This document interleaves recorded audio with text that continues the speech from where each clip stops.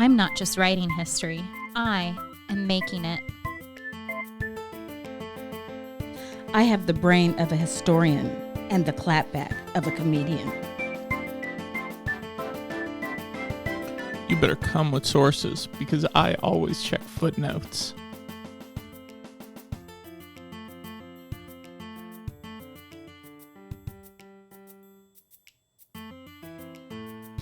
Hello, welcome back to another episode of Historians on Housewives. You're here with me, Casey. You're here with me, Dr. J. Mill, the millionaires, who's going to find a way to intro Max so he doesn't have to say, Max, looking for a job. Brother, can you spare 2 dimes? So today we're going to be talking with Dr. Nicole Ansalver about politics and on reality TV. And I think one of the really interesting things about what's been going on Bravo since 2016, I mean, even before, but right now we have examples of these Housewives casts really weighing in on current political debate. So I find that we're gonna talk about some examples today that have been more recent since 2016, but I find that these clips are pretty flexible for use in the classroom to get conversation going. And also, even before the election, I want to highlight that at least we were already using Bravo in the classroom. And one of the things Max and I always bring in is talking about Reconstruction and the Jim Crow South and histories of blackface. And one of the things that we talk about is Countess Luann's Diana Ross blackface Halloween costume. Right. So that's one of those go-to clips for us. And it always generates a lot of student conversation about, what blackface is, where they see it. It gives them a way of grasping on to this history in new ways. It also shows that blackface, cultural and institutional racism, these things aren't sort of things of the past, way back when. This is something that is casually done in the middle of a Halloween party in 2017. Yeah, in the 20-teens. Yeah. And Jessica, you've been using Bravo in the classroom for a long time too.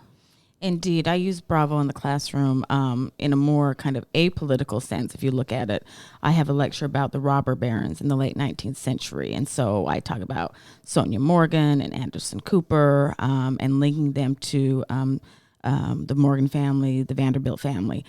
I think one of the things that Bravo does now is it's become, I don't want to say it's become more politicized, but what Bravo does is it allows us as historians to give a context. There's nothing that you see on TV that is new, right? They say that TV and ads play against your subconscious and replicate images you have already seen. And so I think there's some ways in which, even for the average person, they don't realize that they're watching triggers sometimes. But it does take a historian to say, no, actually it doesn't take a historian to say blackface is wrong. It takes a historian to come in and say, but this is why this is problematic and we should not be seeing this in 2018, 19, and 20. I feel like one of the things I appreciate about Bravo is the ability for us to kind of create a bridge in communicating with students in the classroom, especially when it's something that they're like, yeah, this happened so long ago. Why do I care? Should I care? Right. But if you can show them, actually, these are the shows that you're watching, and there's a way in which the shows that you're watching can connect to these other things. Right. That's I think really, really useful. And of course, the examples we're talking about today are much more based in politics post 2016. But in the same way, these are really, I think, important clips for thinking about what has been going on with Bravo and these casts since the election, but also they're clips that are so useful for engaging students too. I also think to use Housewives clips or clips from Bravo to talk about these really intense, serious issues helps students see that things that we consider to be quote unquote politics and things that are not quote unquote politics, that these are really very tightly connected to one another. And even in the most bombastic sort of what I think a lot of people would say, I wouldn't say this, I don't think anyone here would say this, but what I think Housewives as like a reputation gets is like lowbrow, lowest common denominator. And then to put the 2016 election in the middle of that, it becomes a reflection of reality. And so it's a mirror all of a sudden being held up. It's a mirror, and it's a tool to show that like these shows really aren't, they're dealing with like real life dramas that are critically important to talk about at this time. I mean, 2016 is sort of like a bubble of that. We really saw this in the context of 2008 in Orange County, right, with the crash and everything. And I feel like this might be these past couple years as much, if not more, engagement with the current state of the United States, like since 2008 in a lot of ways. Well, I also think just in terms of, I'm always thinking like a producer and how things are put together and why. I also think that there's a moment that, that the franchise can't go much further beyond flipping tables and having fights and Aviva's leg coming across the table. There's a moment just as, in order to keep the franchise lively and viable, that it does have to welcome some of these real life consequences into the conversation, or it'll just, that's what's going to keep the franchise going. And I do think that these are examples of people being their very truly authentic selves in these moments, where they are very politically passionate and not shying away from it. Where they don't necessarily think there's a consequence associated with political decisions, or, as we're going to talk about later today with our guest, shutting down those conversations and what that means for your politics, or the fact that like you don't think that that's your politics on display. Right. Who gets to speak, who gets to be silenced, who is the problem, who's not the problem, right? So these are all things that these housewives are constantly dealing with. And it's now being put on display for us to analyze and to use in really fruitful ways. Today's guest on Historians on Housewives is Dr. Nicole Anslover. She's an associate professor of history at Indiana University Northwest. She specializes in 20th century American history with an emphasis on politics and international relations. She is currently working on a book about the transition period between presidential administrations and how it impacts foreign policy. Her first book was Harry S. Truman, The Coming of the Cold War. Because of this book, she was invited to appear on C-SPAN series First Ladies, Images and Influence. She was featured in an episode on Bess Truman, which inspired her to begin working on some projects involving the First Ladies and other American women in politics. She has also recently developed a greater interest in women's history and has begun teaching classes on modern American women. Next year, she's bringing these interests together and creating a course on American women in politics. As an avid Housewives fan and scholar, she tends to look at the women through a political lens. So with that, let's welcome Dr. Nicole Anslover. Hello, welcome. Hi, thanks for having me. I'm happy to be here. We're happy to have you. Nicole, would you like to share your Housewives tagline with us? I would love to. It's, don't try to fool me. I'm an historian and I know how to dig up the facts. Oh, that's really good. Like that one. I really like that one. The studio here collectively just started nodding. All three of us. I'm very But flattered. we can give you a round of applause so you think we have a real studio. Love it. So how did you get into the Housewives and Bravo viewing more broadly? What shows do you watch? How do they shape your life as a Bravo-demic? That's a great question. I started watching Bravo and the Housewives when I was in graduate school, which we all know can at times be a very dark place. And I would turn on Bravo and feel better about myself sometimes, depending on what I was watching. I've been watching OC from the beginning, and I've watched every Housewives franchise since. I will say that Top Chef is actually my very, very favorite Bravo show. And I also am very into Below Deck and Below Deck Med. I was so excited when Chef Ben came back this year. Oh my gosh. Oh, me too. Me too. He's just so funny and angry and charming at the same time. And I agree with Hannah that he'd be a nightmare to work with, but he's very good television. So talk to us about some of your favorite Bravo celebrities. Do you have a top 3? Yes, I do have a top 3, and sometimes they change. My first one is Bethany, which is somewhat controversial to some people. I've been a Bethany fan from the beginning. I liked how she wasn't afraid to go on there and be the only one that really didn't have any money and didn't have a lot going for her. And I just appreciate her intelligence, and I appreciate how truly vulnerable she's been on the show. She's shown us some really ugly things going on in her life.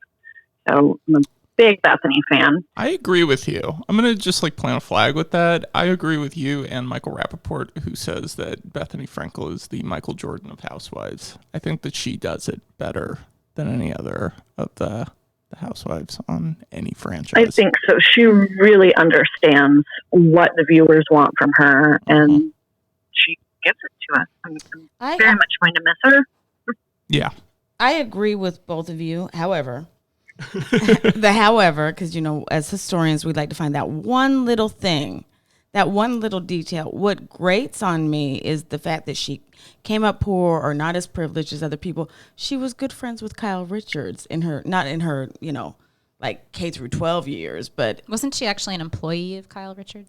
She was and friend. Yeah. She was an employee. I mean, her father was very wealthy, single family income. So that in and of itself shows that she comes from some amount of wealth. Yeah, she comes from we're talking about L.A. or Beverly Hills, New York poor, right? Which is different than real poor. She's doing fine. Yeah. This is not a person that came from the hard streets of Salt Lake City, Utah, like me, right? That's no street cred.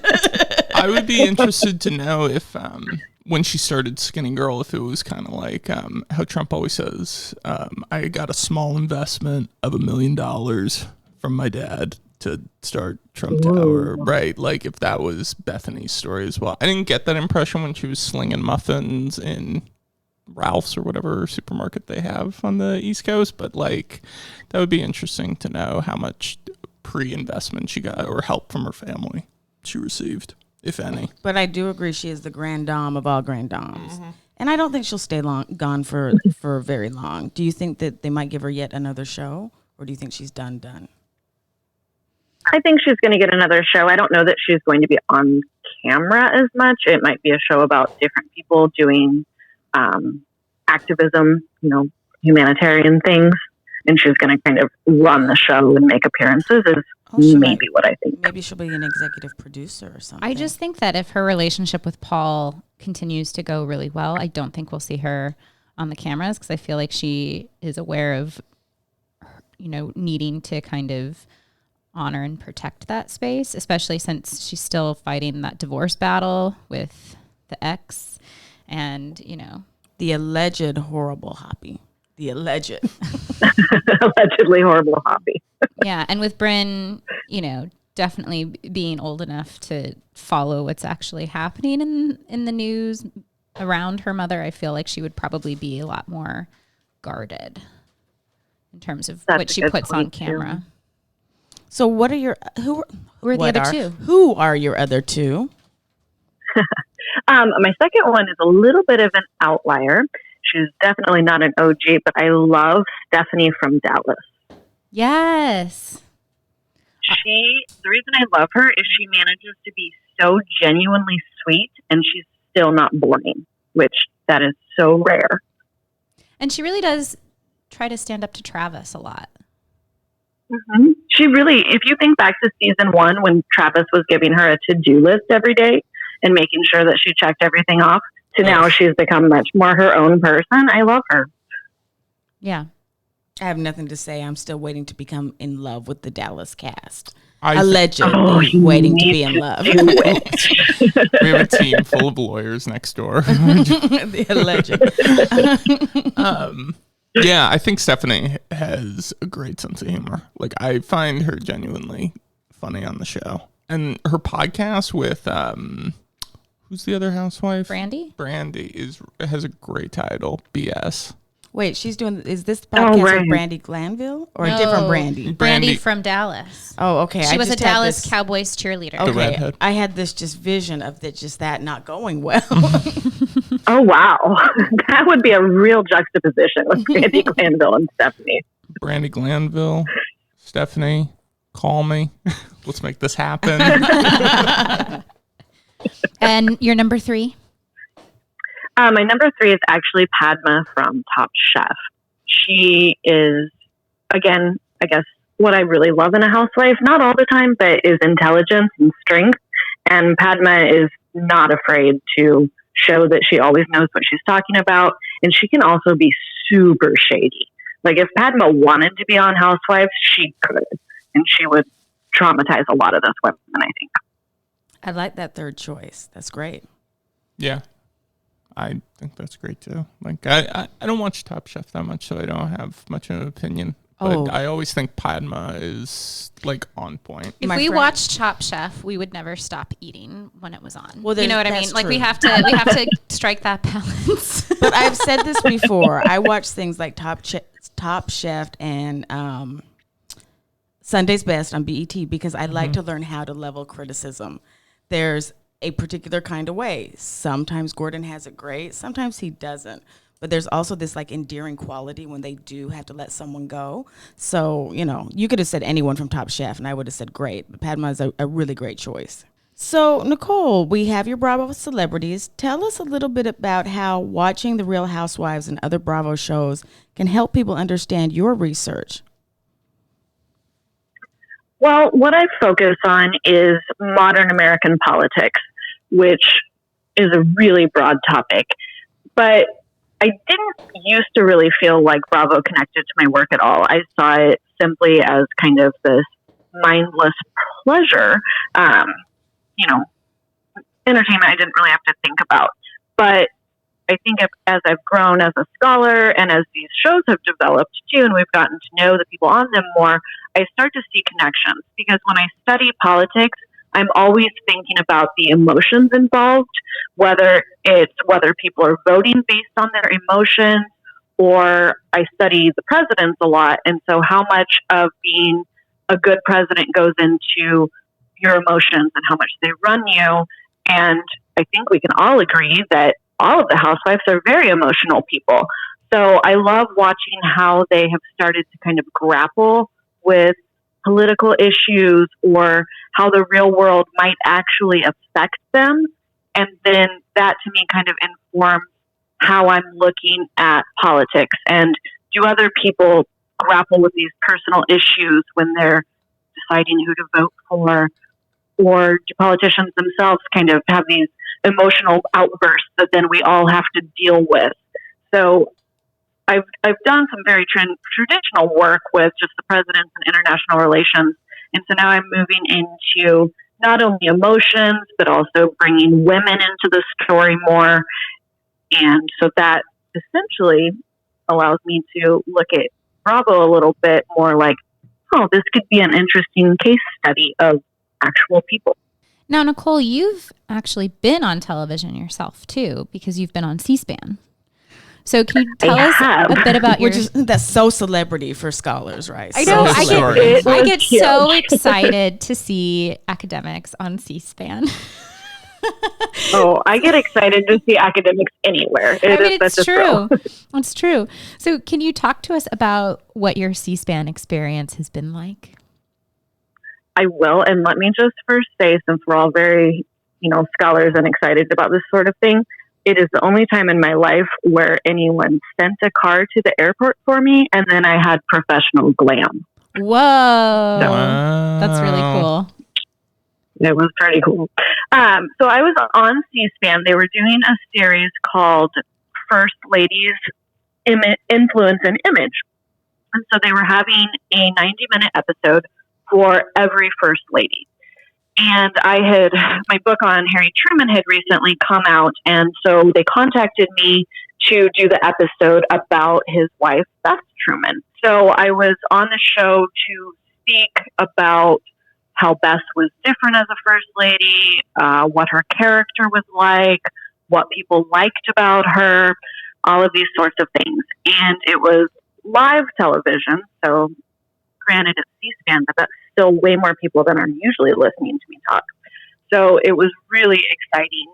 And then at the end of the show, we did a question and answer where people could call in or they could tweet questions at me, and we would select some of those to read. So it was an interesting way to interact with members of the public that I generally don't get to. Usually I'm speaking to my students or to other academics.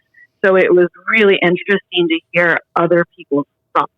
Cool. Your experience is so much more elevated and refined than my C-SPAN experience.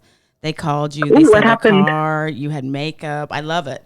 There were a couple of historians on a conference panel at the Association of African American Life and History. There were a few of us, and we were doing a panel on Harriet Tubman being on the $20 bill. I say this only to say that we walked in and there was a paper on our podium that said, "We will be taping this episode for C-SPAN. Please give us your permission." And P.S., we're going live in a second. So all of us were discombobulated, right? You're going to be on C-SPAN.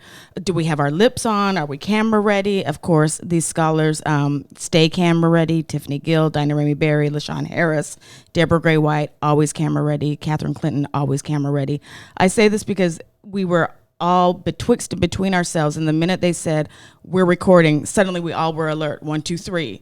Camera ready. But I want a car to be sent for me. So maybe I need to start following you around, Nicole. I'm not going to write about Harry Truman, but pick me up. Pick me up. So let's talk about Harry Truman. So the first book you wrote was looked at President Harry S. Truman and Cold War policy.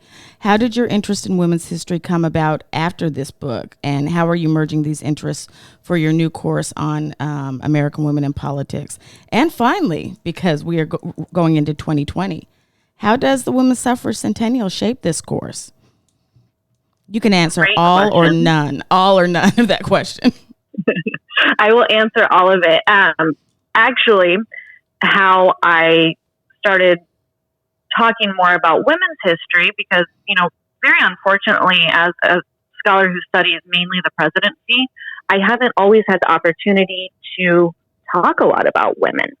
And that was something that was, for me, kind of missing. And so it was actually because of the C-SPAN episode that I got more into it once I had spoken about Beth Truman.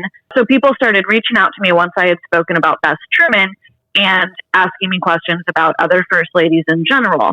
And then as 2016 happened, I would get requests from the media to compare Melania Trump to Beth Truman, which to me was very interesting. Yeah.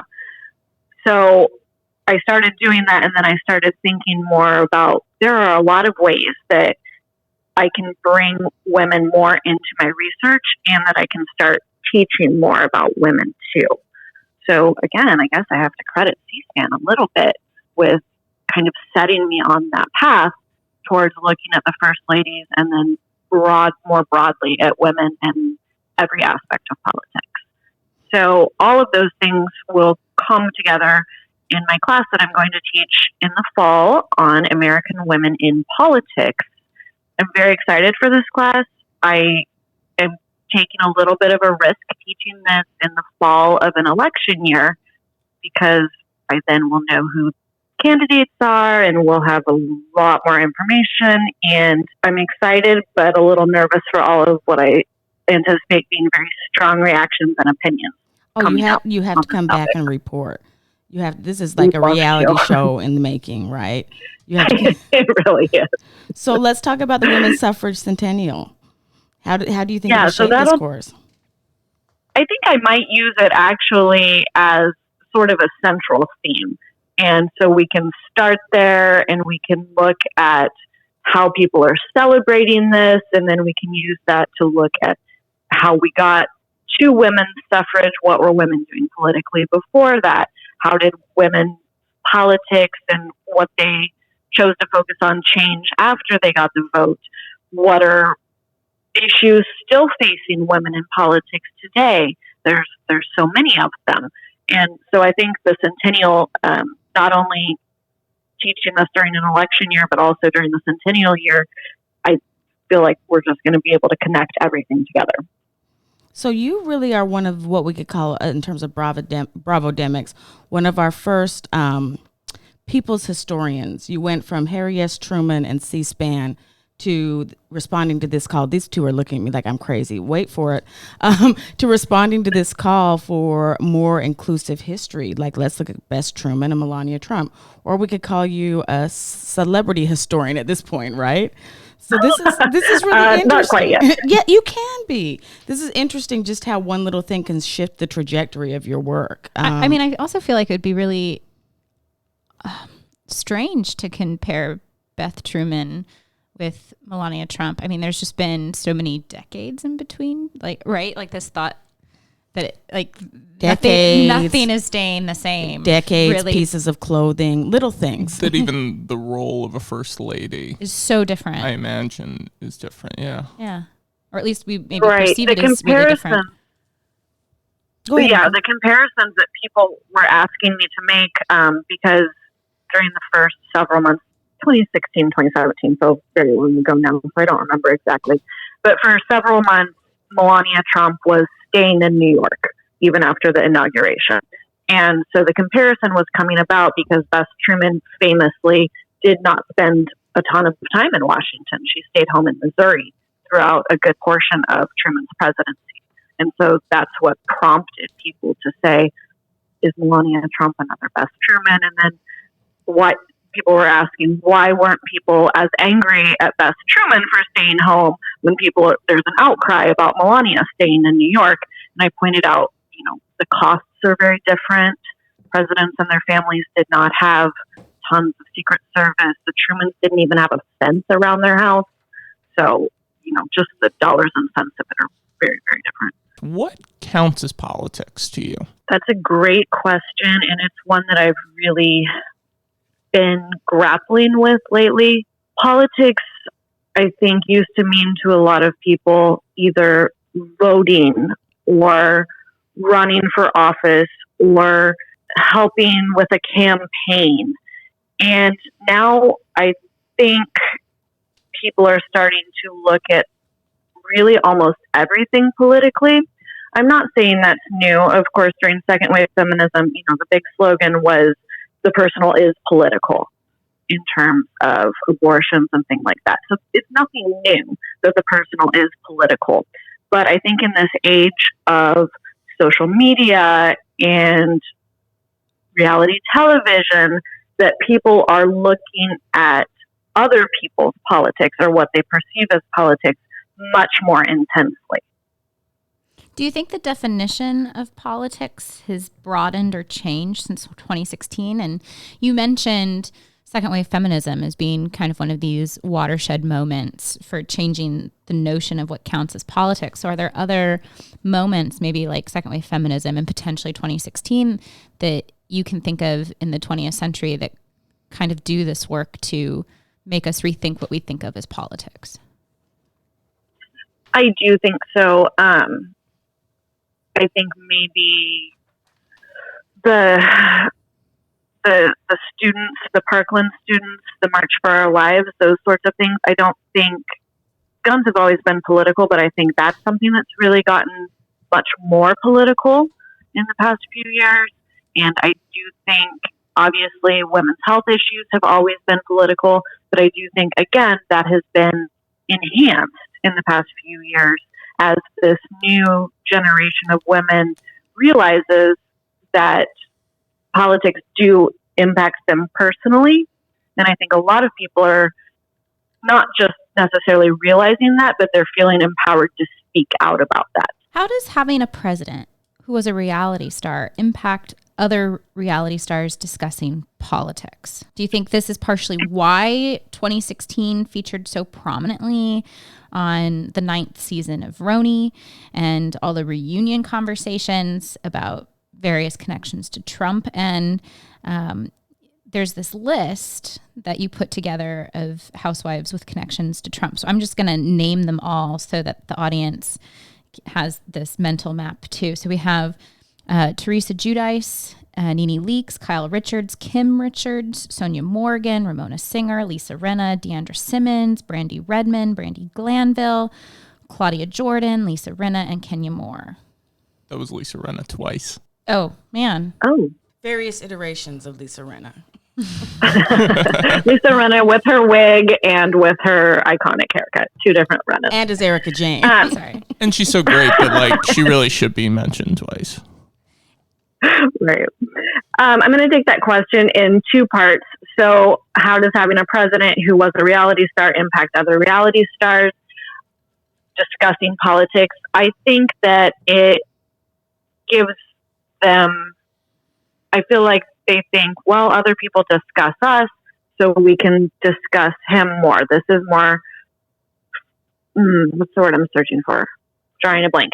But since he opened the door to being this public persona by being on reality television, I think, again, this is where the line between politics and culture, it gets a little blurry, because maybe now some of these housewives don't feel that they're being overtly political by discussing him, because they know that the president was kind of in their shoes before. So they feel like, okay, maybe I won't polarize people so much if I talk about my experience or if I bring this up. I could be totally off about that.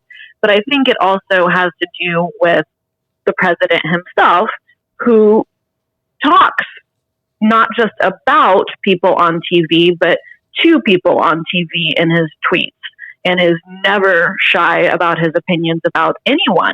And so I think that has opened the door for not just people on Bravo, but people on CSPAN or people on CNN to respond to him and talk in a manner that we haven't really had this dialogue before. I do think that this is part of why the election was featured on RHONY season 9 so much. It airs about 3 months after the inauguration in 2017, but it was filmed leading up to the election, and there's a whole episode about election night itself. And I'm really curious about what point the show was trying to make with this. If they were trying to make a point that, look, these women are impacted by politics also. But it focuses so heavily on Carol and her passion for Hillary, and Dorinda to a small extent too. I kept wondering as I was going back over these episodes, what if Ramona had been actively campaigning for Trump and hosting an election night party for Trump? Would Bravo and the producers still have chosen an election focus for the episode or for the season? I mean, could we assume that Ramona probably went to plated dinners for Trump? I think that's a fair assumption. Absolutely. And I also feel like even in that season, as they focused on Carol's politics, she had connections to the Kennedy family. It was like this weird moment where it was like she was, I don't know, those tensions within Carol's politics in and of itself, right? And that she wasn't really ever representative of left-wing politics by any means. There was one part where she addresses that, and she says, look, I'm not political just because I married into the Kennedy family. And she gives this example of her mom being very political when she was young and how that really influenced her. And she gives examples of her work as a journalist covering politics. And so she kind of makes the case that she's always been political, but it wasn't until 2016 that she felt the need to be so vocal about it. She also talked about growing up with her mother and protecting the rights of renters in a tenement housing unit. I mean, my brief Carol, I'm fascinated with Carol, by the way. And so my only tangents are less about her actual growing up experience, but more about the remake of Grey Gardens, and more about the fact that I saw her on Hollywood Medium with Tyler Ooh. Casey's like, I knew you were going to work that in. No, I like Carol, but I will not go off on a tangent. I just say watch the episode of Hollywood Medium. But I do agree with Casey that, you see her connections, but it doesn't necessarily really reflect what we saw in the show in terms of her politics, right? Isn't necessarily reflective of that connection I think all her the time. politics are very Clintonian. Mm-hmm. Very. Very what? Clintonian. Oh, yes. Certainly. Or like a new Democrat. Yeah. Yeah. So going on this theme further, I think it's safe to say that Lisa Rinna and Harry Hamlin did not support Donald Trump in the 2016 election, even though, they've run into him through celebrity circles in the past. And so that's probably why. So we really do have to talk about Lisa Rinna's dinner that she hosted for the ladies on this last season of Beverly Hills, and her mom Lois was in attendance. If you were at 15, you would tell your best friend or you would tell your parents. Camille, not necessarily, absolutely. I do not agree. I was attacked when I was in 7th grade. And I have never spoken about it until recently because of the Me Too movement. So I believe her. I'm a victim too. Did you come out and tell people? I told my boyfriend, I told my mother, I told my therapist, I told people. Well, I so didn't did this hold on woman. to it for 35 did. years. She did the same thing. She told her husband, she told her But therapist. she told her husband years after. It doesn't make sense. Do you not believe her, though? Do you not believe this woman? We don't know if for sure it happened or not. Camille, because it's a he said, she Camille, said. do you want- This pisses me off. You don't think women should be heard? Women should be heard. Do you not believe her for getting up in front of the world and telling this story? And not getting anything out of it. If anything, Nothing. it's the Do you worst not believe thing her? that ever happened to her. Camille, she's a doctor. Do you believe that all doctors are right? Do you believe because somebody holds a PhD that they're correct? Not necessarily, but she's been attacked. Yes, But Camille, how would you feel right now if I said to you, I don't believe you on your That's story? your prerogative. This woman has some serious allegations, and I feel bad for what him and his family are going through. But the fact that you actually have had this experience, I would think you would be more empathetic to this I woman. am very empathetic to women that have had this. Okay, but so- I've also been accused of things that I've never done. When I went through my divorce, I was taken down, I was maligned, I was emotionally beaten down. Camille, people have very aggressive opinions about you. Conniving, passive-aggressive, narcissistic, catty, jealous, cruel, hypocritical, self-absorbed, manipulative, fake, insincere, delusional. It's horrible to go through that when you've done a lot of good things in your life. I think I've helped everybody out here in this hot tub. I have this Jesus complex, I think. I empathize with what Brett Kavanaugh is going through. I've been in that position. No, I'm really impassioned about this, and I know what it feels like to be wrongfully accused and humiliated all over the world, the country, the world, for lies.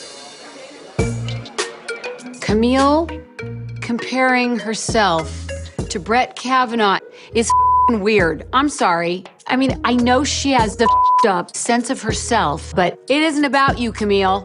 This is about a much bigger thing.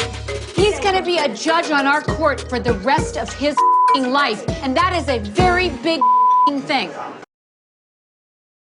What are your thoughts about the fight that took place here at this dinner? What did this clip say about the battle over the nomination of Brett Kavanaugh to the Supreme Court, the hashtag Me Too movement, the political difference between white women, the political differences between white women, sexual violence, and the power of white men. And, this Brett Kavanaugh case just kind of keeps resurfacing, right? So in a lot of ways, I feel like Lisa Rinna's dinner argument she had with Camille just cannot stop being really relevant in this particular Right, I moment. agree. Yeah. So it's very interesting that we're talking about Kavanaugh yet now, almost a year later, and all of these new stories are coming out. So this is still, like you said, so very relevant. My main thought about the argument at the dinner is this is what I'm talking about when I'm saying people are now starting to really come to terms with how much politics impacts them personally.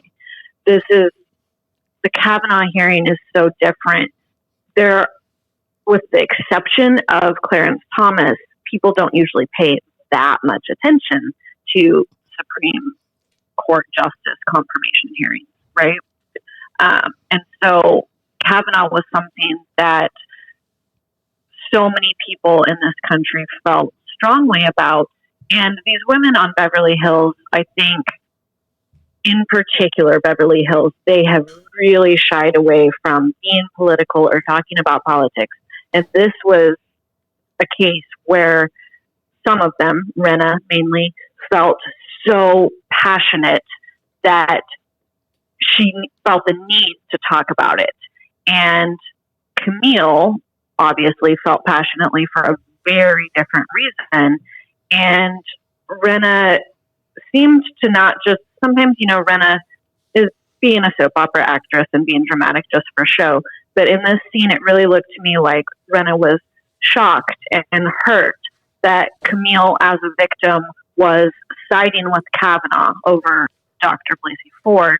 And I think it showed some real human emotions reacting to something that was so political, and that's something that we absolutely hadn't seen on Beverly Hills before. So it really resonated with me.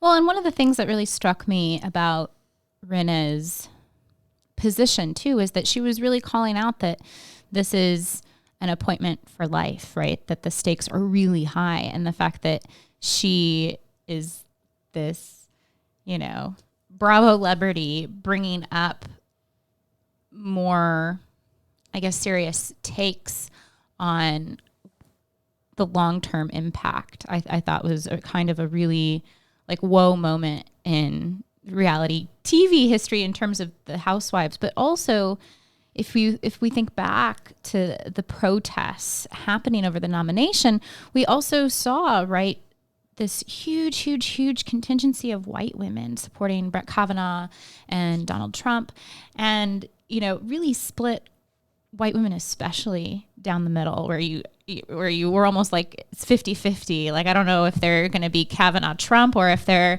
going to be for #MeToo and for not appointing someone with this past to the court.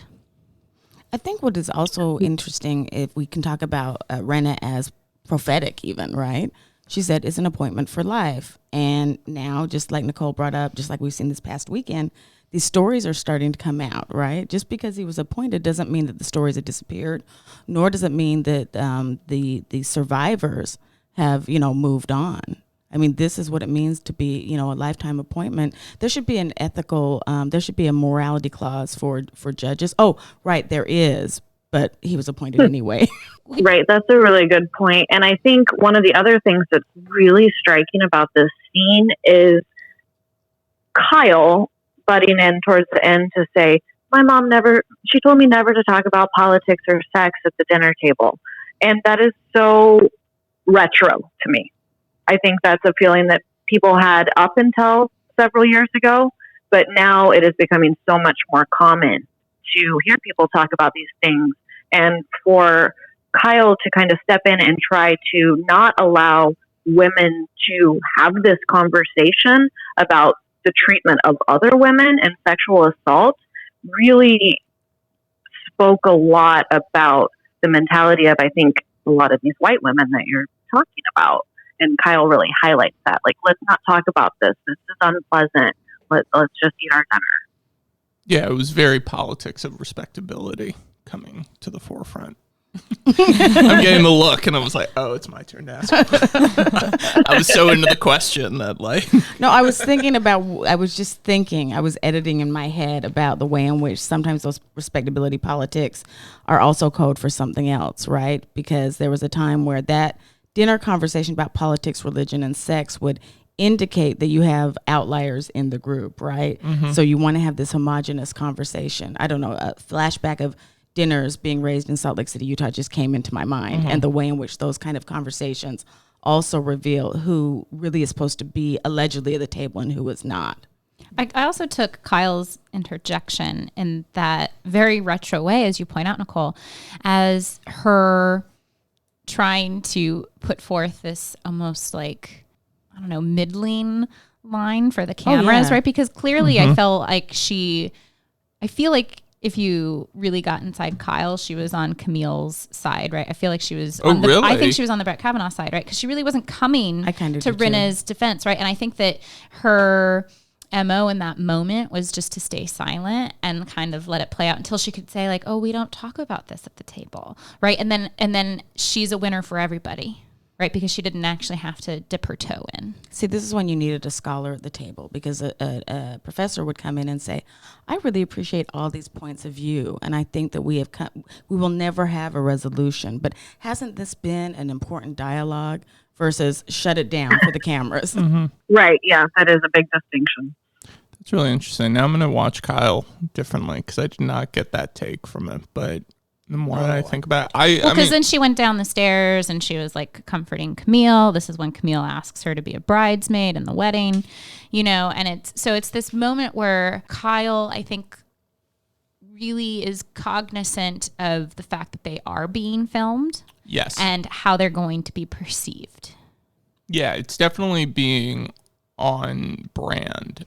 I sort of took that comment in the sense of having a very conservative view about politics, not conservative as like the movement, but conservative in the sense that like politics is not something that you act on every day. It happens, every 4 years in November, and that's it. Well, because if you think about it, Dorit was much more incensed the way that Lisa Rinna was. Right. Yes. And so Dorit was, her facial expressions in that clip alone were just a lot, and I feel like Kyle's silence in a lot of ways was speaking just as voluminous as if she had actually said more than what she said. Right. And I think, honestly, that small clip is the most maybe not emotion, but the most interesting we've ever seen Teddy be, because Teddy was really coming to Rinna's defense and seemed really kind of disgusted with what Camille was saying. And we don't usually get Teddy doing that much other than siding with Kyle. So that was interesting to me too, that Teddy felt strongly enough to speak up about it. Yeah, I think the whole thing, again, as Casey says, is in some ways kind of this pivotal, I don't even know pivotal moment, almost a standout moment in where we can see, people are beyond the camera. Well, except for Kyle, who conform to the camera. I just think it was a very pivotal discussion. Well, and even this fact that, Lisa Rinna is like, but what about believing these women's stories? And even in this clip, Rinna is like, but she's a doctor. Like, do you just discount doctors, right? And so not only do we get this kind of narrative from Camille that like, who cares if they're an expert? Like, expert means nothing, right? But also like, people coming forward with allegations really shouldn't be believed, right? Because it's harmful to like a man's reputation. Right. And she's lumping that with her own sense of her reputation. Right. There's a little bleeding in about, allegations about Kelsey and what it means about her as a woman. Right.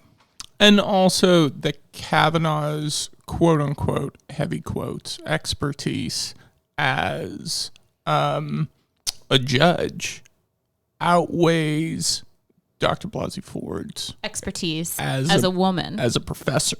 Yeah. Right. Like, correct. And I as a female professor. Yeah. Yeah.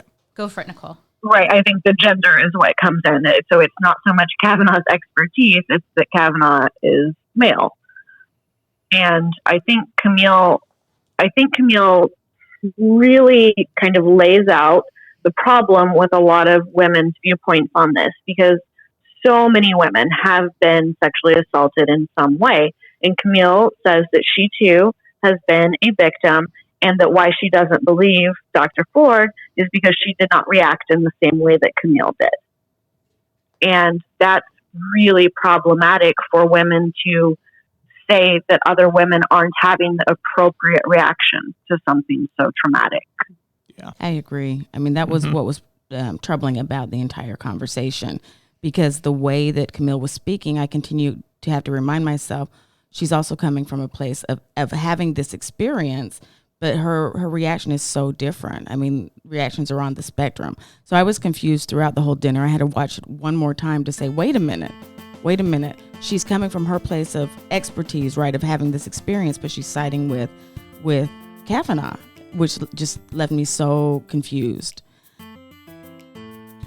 So now it's time for our Bonko Party game break. And today we are playing Guess That Vote. Now, for Jessica and Max, they're really going to love this because they don't actually have to get points today. What? What?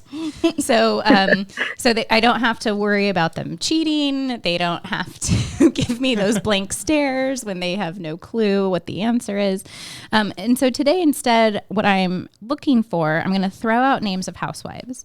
And I would like the three of you to come to some sort of consensus about how you think they voted in 2016.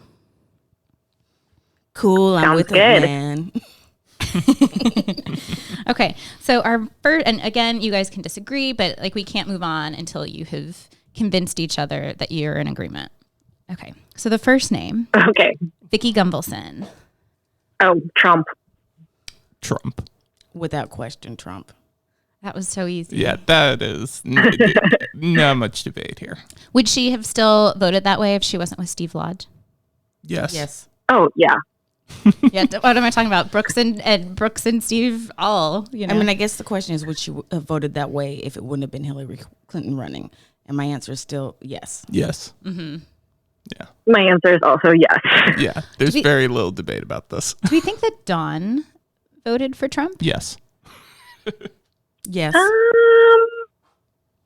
I would like to think not because I love Dawn, but probably. Yeah. Okay. I see. I wanted to start easy. I think Don would vote for Trump too. When he's posed next to, I can see Don saying, "A chick, right? Not a woman, a chick."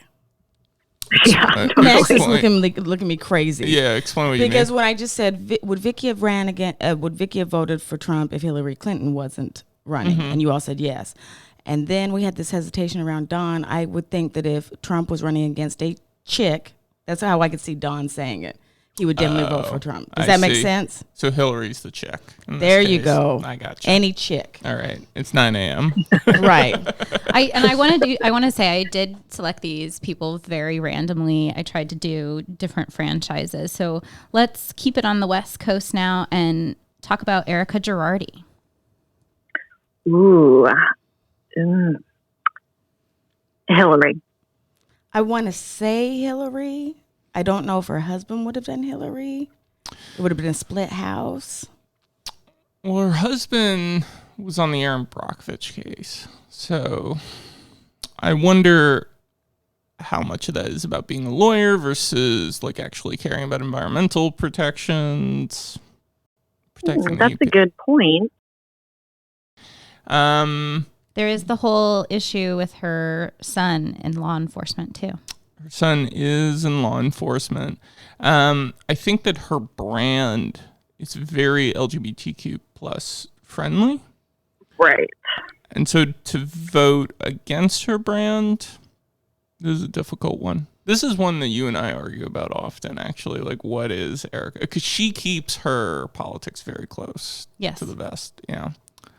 I'll probably say she does. I feel like she voted Hillary largely because of her inclusive audience, the LGBTQ plus. Yeah, I think I agree with you. We're in consensus? We're in consensus. In consensus for different reasons, but in consensus. Mm-hmm. Okay. Moving to Texas, we have Leanne Locken. Oh. I guess the other option is, did they vote at all? Maybe they went like Jill Stein. I don't know if I don't know. I would say Leanne didn't vote. I was leaning that way. Leanne might not have voted. Oh, I am putting too much faith in some of these housewives, but I think Hillary for Leanne. Basically, just because she built herself up, she doesn't come from money. She still kind of struggles with that, and I think she might be a feminist. Yeah, I'm leaning. I think I agree with you. So really right now the outlier is Jessica. Oh, I'm going to go ahead and conform to the expert on the panel. If the expert on politics, presidents, and whatnot says that it might be Hillary, I'll go with Hillary. Okay. Okay, so Nene Leakes. Child, Nene didn't vote. I mean,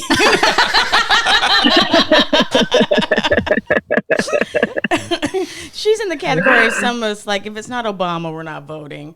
No, I think Nene would have voted for Hillary, given the option, right? She went to the polls, she would have done Hillary. She wasn't going to do, well, Trump did make her rich, bitch. She is also kind of getting into some shady land deals.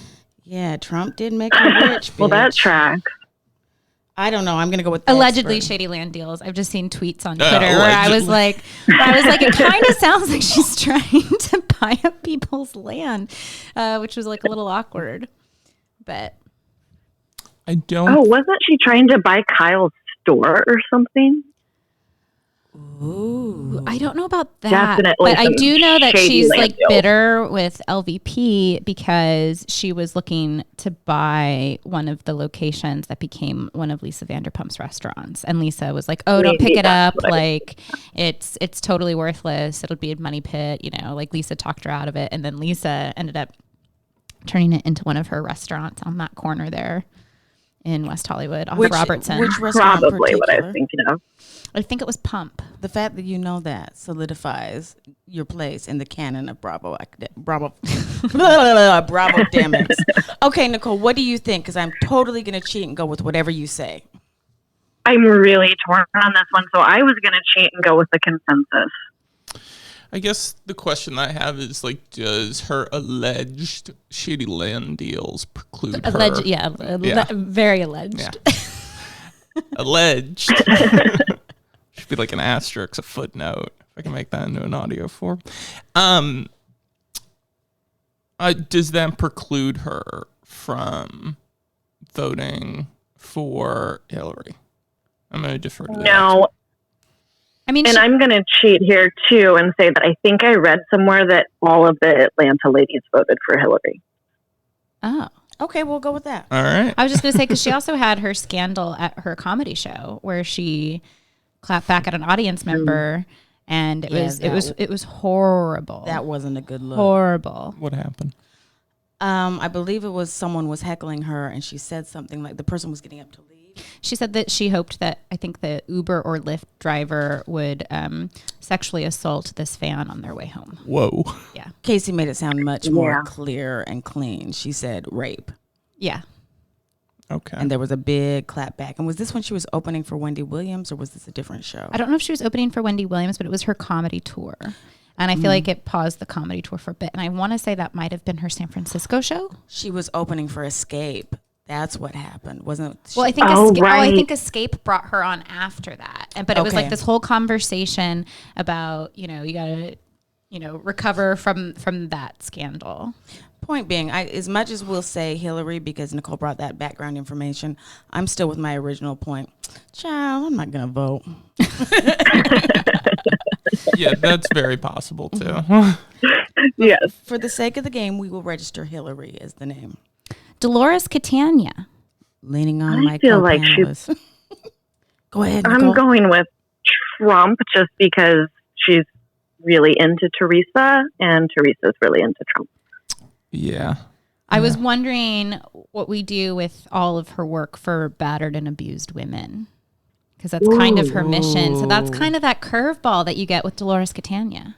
Well, as we know, and having been kind of in a lot of ways, not quite a single parent, but definitely like having to parent through a very tumultuous, broken household and all that kind of stuff. Allegedly broken household. I'm really careful today. Well, I mean, her husband, walked out on her with another woman and then like spent all his money on, I think, a yacht or something like that, and just kind of took off. They've had a really interesting relationship. What if, how after 2016, a lot of people lied and didn't admit that they were voting for Trump? I think Dolores might have done the opposite in her friend circle and lied and told Teresa and the others that she voted for Trump, but secretly voted for Hillary. I like that. I really like that. I like that. We're going to go with Hillary then. Okay, that's Let what the we'll record lock in. show Hillary. Our last one, it's probably maybe as easy as the first. Ramona Singer. Hello, her ex, Trump. Her ex was Trump, and she said on multiple Bravo shows that she voted for Trump. So the big question is, does Ramona vote for Trump again in 2020? Yes. Hello, yes. She's still talking about what is Sonia's man that she ran into? Not Harry. Who is Sonia's longtime? Not Harry Dubin? Yes, Harry Dubin. Okay. I was thinking Lisa Rinna's husband for a minute. Hello, Ramona's still running after Harry, talking about, but we're just friends.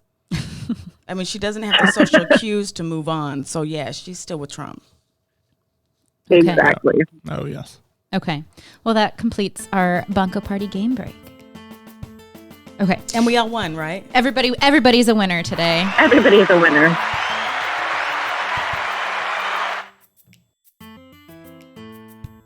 Really timely example that came up on the season premiere of season 14 of Real Housewives of Orange County occurred when Tamra confronted her son Ryan about a fight that he had with Spencer.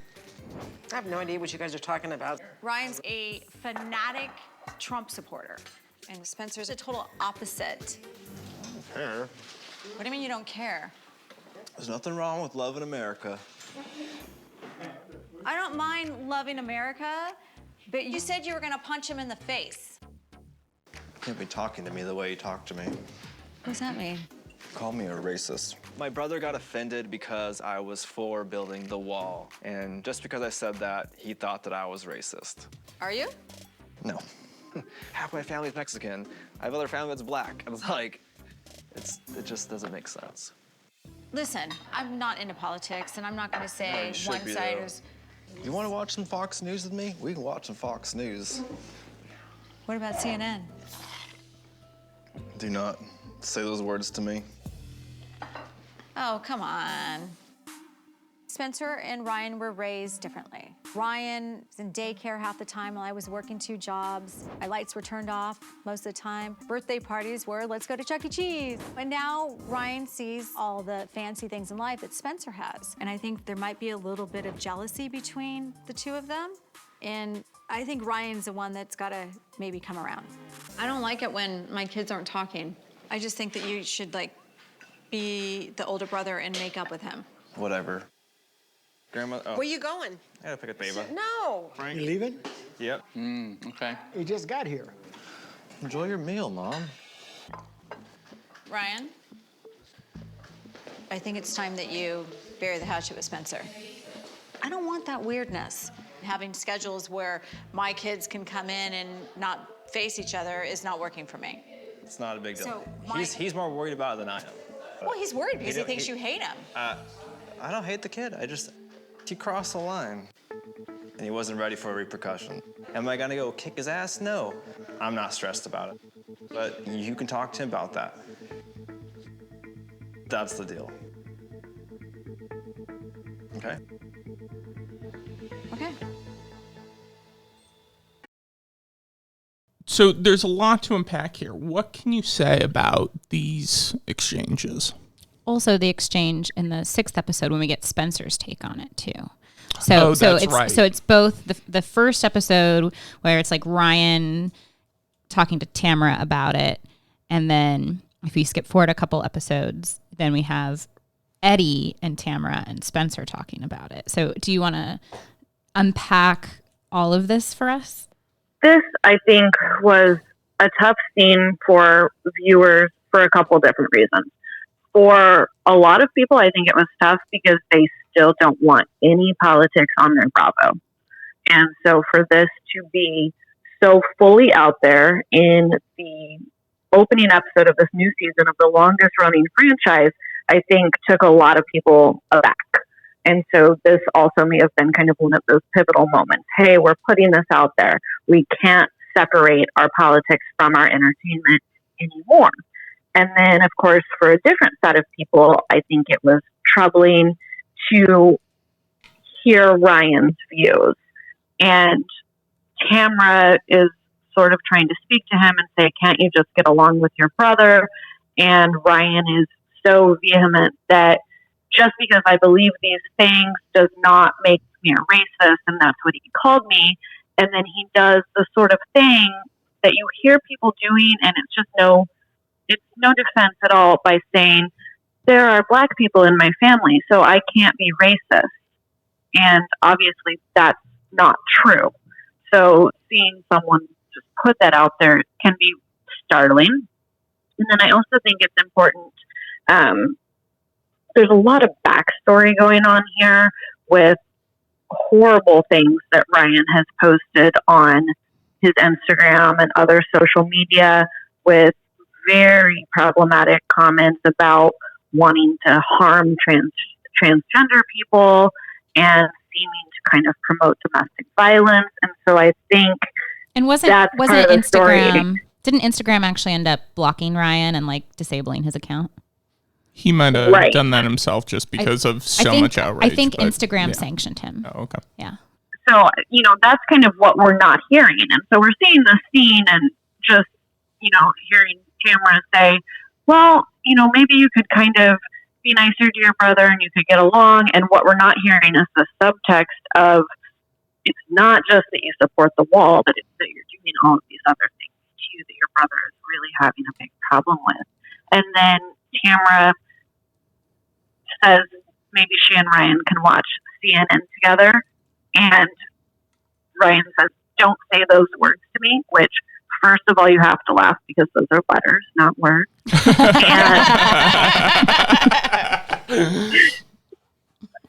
And then he's just so appalled that she would make such a suggestion. And so I think this scene just kind of slaps the viewer in the face with, wow, we're watching these Orange County women who used to, just be screaming about family vans and not whatnot. And now we're having this debate over Fox News and CNN.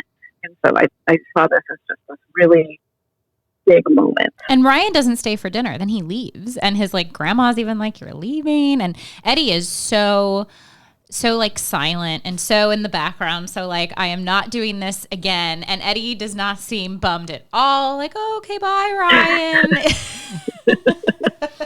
Right, Eddie hates Ryan as much as Simon did. Yeah. Right. That's what's telling, is Eddie doesn't say a word.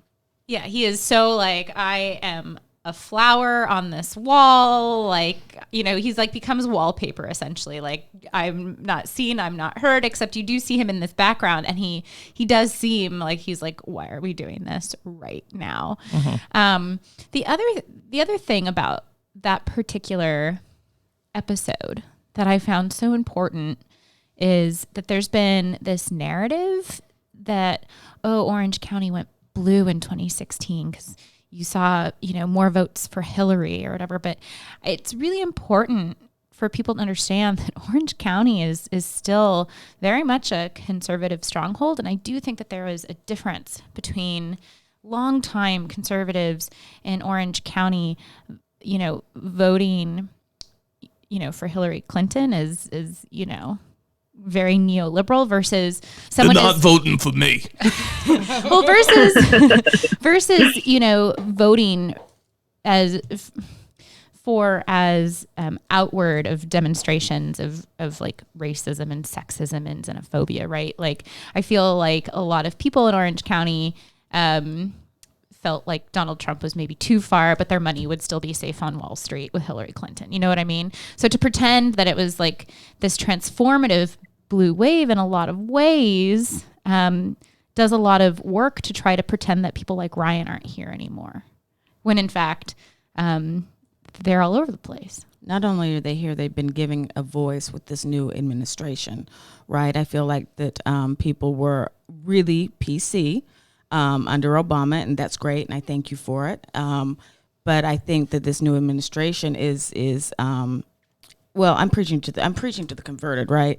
This new administration is not only given a voice to, they're sanctioning much of this rhetoric that then can become violence, right? Allegedly violence. So, but again, I'm preaching to the converted here. I mean, on election night in 2016, to like really contextualize how this blue wave can be really, really, really deceiving here, right? 2016, night of the election, graduate housing at UC Irvine, there were build the wall chants coming out of graduate housing. Wow. You know what I mean? So, multiple groups. Meanwhile, I was up the street at the faculty kind of watch party, and people were so sad that Hillary was about to lose. Yeah. I mean, but you know, that is to say, right, that I do think Ryan is serving as an important window into what's changed, what hasn't, right? The resilience, I want to say, of this, you know, real conservative streak within this particular location. I think resilience is the best word, right? It hasn't gone away. Mm-mm. It's just that Ryan in some ways is, again, doing the work for a particular group of, we can say, voters, citizens, what have you. Can we now follow up and talk about this follow-up episode with Spencer, right? Because Eddie is actually like mixing it up in this one. Like he is like right in the middle of that conversation with Spencer and Tamara about what is going on with Ryan. So do you want to say anything about that? I think maybe we all appreciated Spencer here and agree that Spencer is probably more mature than Tamara and certainly Ryan. And so I thought Spencer was very level-headed. He's laying out facts and he's saying, well, this is why I said that, and I don't believe that I'm wrong. And I think his points about, well, Ryan's very closed-minded, so sure, I'm happy to talk to him. He's the one who won't hear any other information. And I just thought it was very interesting how calmly Spencer presented himself. And I also just thought it was gross that Tamara is telling her 18-year-old that he needs to be the adult and he needs to fix it, with Ryan, who is actually an adult. And so she's still trying to search for this middle ground. And in reality, she should be upset that her older son either punched or threatened to punch, I don't remember, her younger one, instead of putting all of this on Spencer. But I thought Spencer handled the situation really well. What I found interesting about that exchange between Tamara and Spencer was this thing that you're talking about, where she is saying that you need to be the bigger person, you need to talk about, you need to reach out to him. It almost tacitly sounded like she is sort of revealing that she does not necessarily agree with Ryan and Ryan's perspective by putting the onus on Spencer, it sounded like to me. Did you get that impression? I got the opposite. Oh, really? I got the opposite. You go to your child that can not having children, so let me sound like an expert. You go to your child. Spencer is making Ryan uncomfortable versus Ryan making everyone else uncomfortable. Mm-hmm. So Spencer is actually the problem here. So he needs to make it work and work it out. He needs to make Ryan feel comfortable. Okay. Versus Ryan toning it down to make everyone else feel comfortable. I feel like Tamara's politics aren't as potentially far right as Ryan's, but she's definitely in a different ballpark than Spencer. Even though she is saying that Spencer is the more mature person, this whole thing. I think she's all about making Ryan feel better, and that's all about building Spencer up, but also trying to silence Spencer. This is all about Interesting. Spencer's presence is what's making everyone uncomfortable at the Except table. for Eddie. Eddie's like, I'll talk to this kid. Eddie is like, look, since podcasts aren't regulated yet by broadcasting guidelines, Eddie's like, fuck this kid. This is what I got when I married her. I'm just gonna shut up and keep it moving. Yeah, point taken. Right. I mean, and to be fair, I mean, Tamara ended up on Watch What Happens Live right after this episode, or within days of this episode, and it had come out that Ryan had essentially threatened his ex-wife with a bullet, right?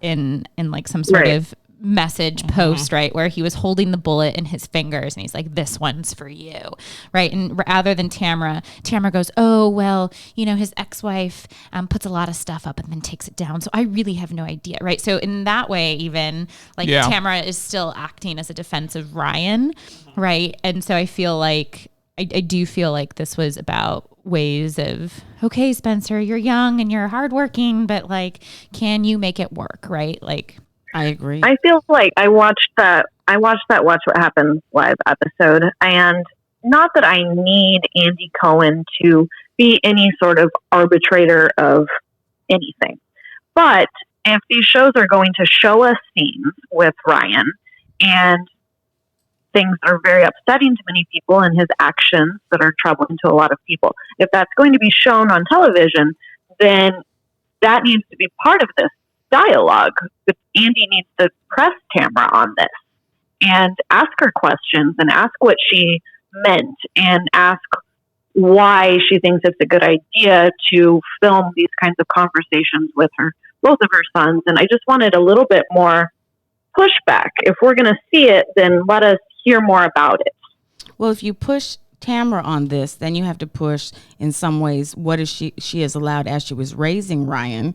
And then that is bad for Tamara. That also can be looked at as bad as for Bravo. So until we're ready to fire Tamara, what kind of pushback is Andy going to give? Like, Andy makes it very clear when he's disgusted with people. I don't know about that. I actually think, because the other night on Watch What Happens Live, Andy said that he wasn't going to talk about even the run up to the election until next July. So like Andy is going out of his way to actually dismiss these sorts of conversations, which I agree. I think that is highly problematic and should be, at the very least, if not like overtly pushed back, contextualized much more than contextualized. Well, and I feel like if they were going to hold people accountable or check in and press them in various ways on life choices in this way, then certainly by now we would have had some sort of discussion between Andy and Vicky about Steve Lodge.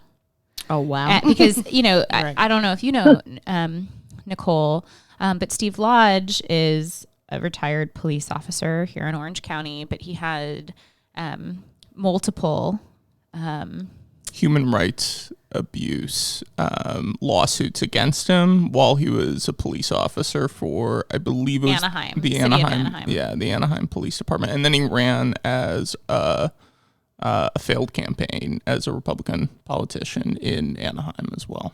And I think it was these human rights abuse allegations that were tanking his run, you know. But I don't know if these things have necessarily all been finalized through their processes or not. But certainly, you know, there is this question mark above Steve Lodge. Yeah, that's really interesting. And I think that's horrible.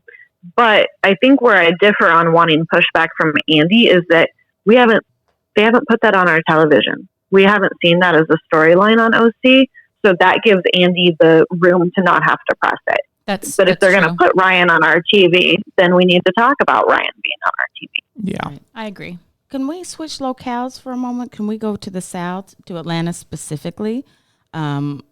The women of the Real Housewives of Atlanta were politically active on camera before 2016, but got less attention for their activism.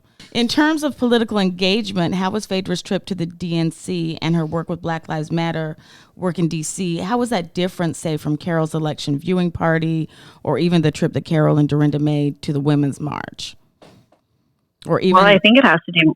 Go ahead. Sorry. Yeah. No, go. I think it has to do, it has to do with race, I think. And while Bravo might be willing to put the Women's March with, not that it wasn't important and representative of all women, but it was a lot of white women.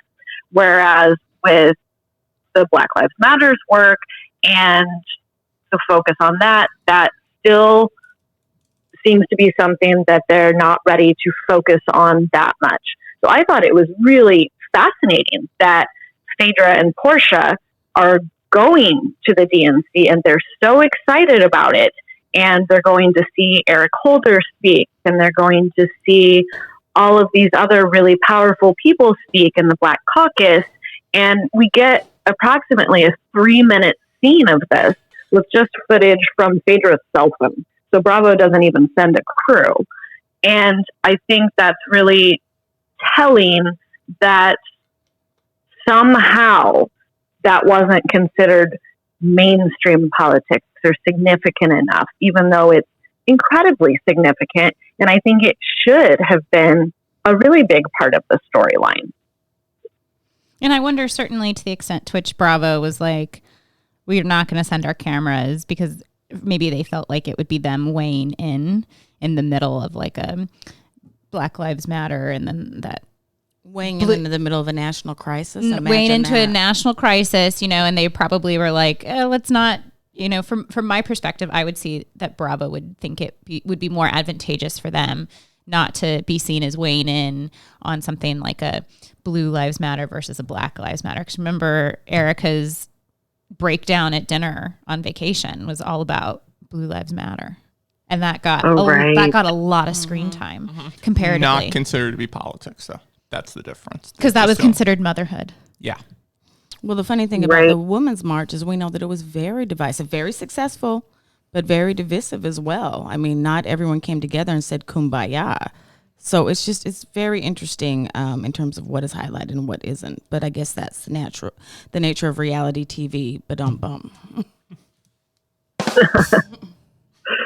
I will say, if I could just interject something about issues of race on these shows, is Potomac has been allowed to handle that a little bit better than some of the other shows. And I'm thinking of this season when they went to the plantation and they really showed viewers some of these truths that we should all know, but people choose not to confront, about slavery, and the women got very emotional. That was really important. I thought that was an important moment, and I thought that the same gravitas could have been given to the Atlanta women when they are doing Black Lives Matter work and things like that. So now we're going to segue into our Bravo breaking news. Okay, so I want us to talk about the Joe Giudice deportation case. So Nicole, you can weigh in however you want. Like if you want to say things about the longer, the case, their prison sentences, what's going on with the deportation, wherever you want to go with this. But so currently, Joe Giudice has filed a motion to either be allowed to leave his detention center and stay at home until final decisions are issued, or he says, just send me to Italy now because I don't want to stay in this detention center any longer. And he's already been there for many months. So that's what's current. I believe we're still waiting for the judge to issue their decision on whether or not they're going to let Joe Giudice go home to his house in New Jersey, or whether they will then just agree to instantly deport him. For me, what the Joe Giudice case highlights most is the hypocrisy that we have when talking about immigration and deportation. I think a lot of the same people that are calling for Joe Giudice to be allowed to stay because of his family are the same people that have been fine, and if not fine, then silent about children being taken from their parents at our borders. And so this is just really this startling example of the blinders that people put on, or not blinders, I guess, but just overt racism in this case, that they're crying for Joe Giudice to be able to stay while at the same time supporting an administration that is doing incredibly awful things to immigrants that don't come from Europe. And immigrants that don't necessarily have a criminal record. I mean, the man and his wife have served time, ladies and gentlemen. And let me sidebar, I didn't realize that there was actually an option to leave a detention center. I don't think there is. I think he's saying like the detention center is so awful, like let me stay at home. Right. Or if not, just send me away because I've already been at this detention center for months and I was already in prison for years. The immigrants, like the rest of the people, the people, right? And I did quotations around the people who are in detention centers.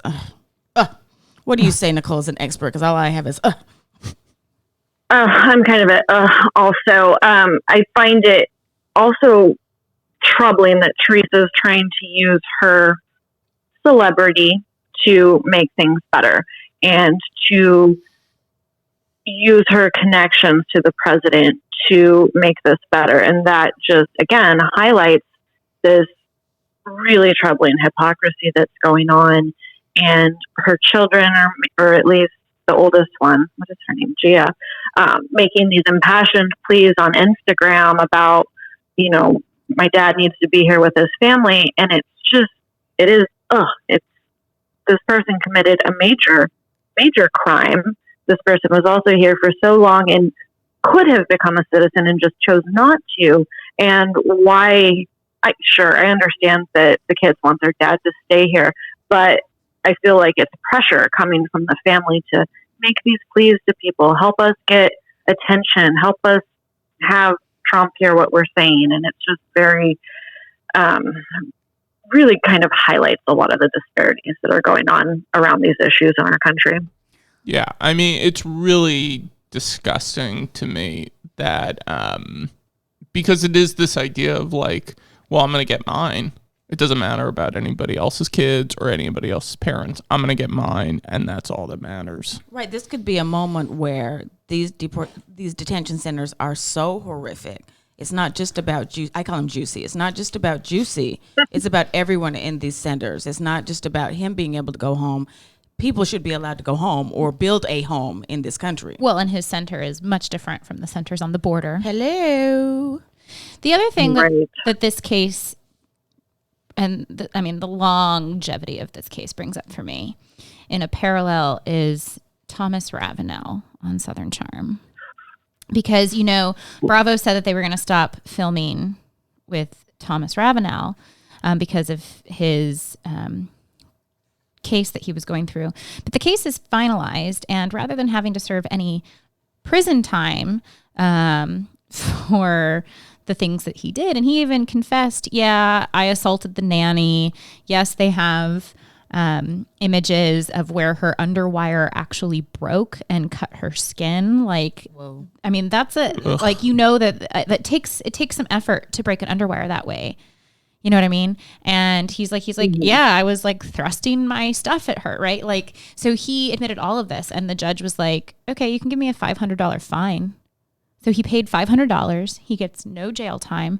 And so now I'm in this moment where I'm like, well, gosh, the Giudices have always been Ranj, right? Like Ranj doesn't happen without the Giudices. It doesn't matter what they've gone through. Does this open the door for Bravo to bring someone like Thomas Ravenel back on the show because he settled his case? And so, I really hope not. I'm just sipping my coffee in lieu of not having tea. Yeah. So this is the thing that nags me constantly at the back of my mind. Not only are all of these issues around Joe Giudice's case, right? But then what kind of parallels can be drawn in terms of Bravo's relationship to Joe Giudice and Teresa Giudice, but also to someone like Thomas Ravenel. So that's what I have on that. Ooh, I hadn't even considered Thomas coming back on the show. That's so horrifying. And I'm not going to rule it out because you make a good point that could happen. And I think, again, not that Bravo has any responsibility to be our moral compass, but they do have a responsibility to not highlight these things and turn them into entertainment. Look, we have this kind of serial sexual assaulter, allegedly on the serial part, but we're going to now highlight him and use that for entertainment is just upsetting. And I think I think this is another example of how our discussion of politics in the country has changed. Because now I think, or at least I hope, that a lot of viewers would react with, okay, no, then we're done with Southern Charm. We're not watching this, in a different way than people might have reacted 10 years ago. For example, if you watch the early seasons of OC, there are a lot of really homophobic things being said and racial slurs being kind of casually thrown about in a way that we typically don't see in 2019. So I hope in 2019 we have reached a point where we can still enjoy our Bravo, but expect it to just be a little bit better. That's all we can hope for. That's a great way to end. Yeah.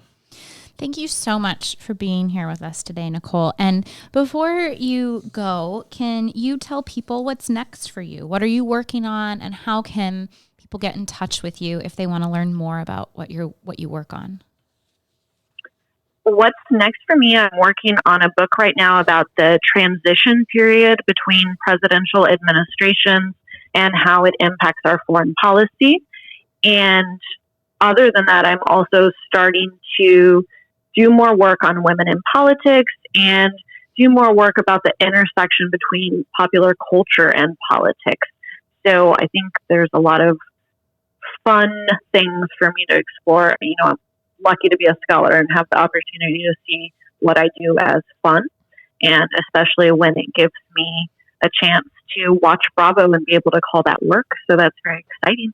And I am learning to be better at social media. So for right now, people can just contact me via email, which is my full name, Nicole Anslover, all one word, @gmail.com.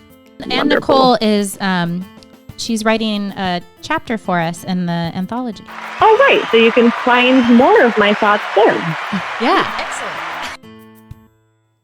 Thank you for tuning in to another episode of Historians on Housewives. As always, you can find us at historiansonhousewives.com, where you can propose your own episode topic, a journal article, ask us questions, send us feedback. You can also follow us on Twitter, Instagram, and Facebook at HistoriansH.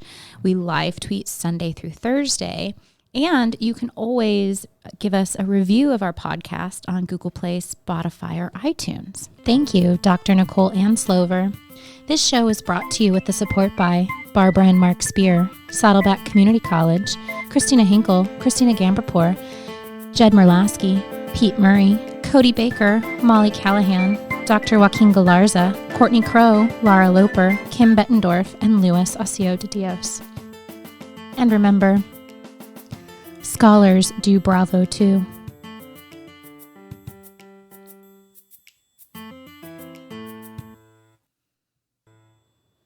So can we talk in terms of political engagement? How was Phaedra's tip to the Democrat? Take two.